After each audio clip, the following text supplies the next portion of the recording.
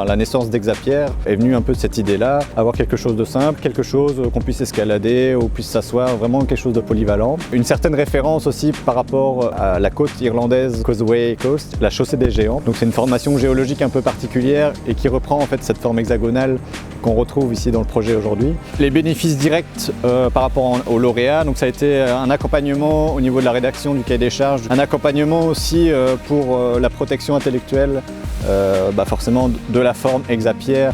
Ce qui nous a intéressé dans ce projet, c'est d'une part parce que c'est un travail pour la ville de Soignies et donc c'est toujours intéressant en tant que tailleur de pierre sonégien de pouvoir faire un travail qui fera partie même de Soignies, qui sera installé sur une place qui est quand même relativement bien fréquentée. Au niveau de la spécificité, ce qui est intéressant, c'est que déjà on peut utiliser notre machine pour faire la forme hexagonale et ensuite montrer le savoir-faire du tailleur de pierre.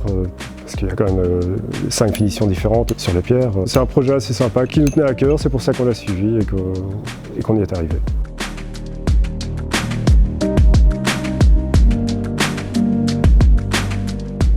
Aujourd'hui, j'ai le plaisir de vous présenter mon atelier et aussi vous montrer quelles sont les capacités de notre micro-entreprise et qui est toujours à la recherche de projets particuliers tels que celui-ci.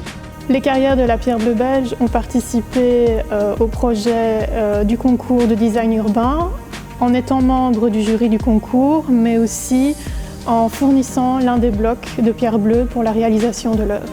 J'ai eu le plaisir d'avoir eu un projet qui m'a été confié du nom de Sit and Play. Donc c'est un projet dont la collaboration de différentes villes ont permis de mettre en avant notre patrimoine belge, dont sa matière, qui est la pierre bleue belge. Matière qui est très noble, qui fut fortement employée dans le passé jusqu'à nos jours.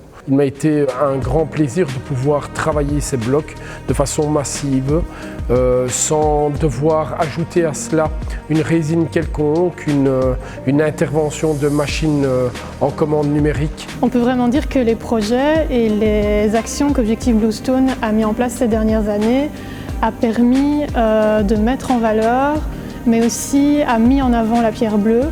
Et donc ça peut vraiment être que positif pour l'ensemble de la filière de la pierre bleue de participer et de soutenir ce genre de projet.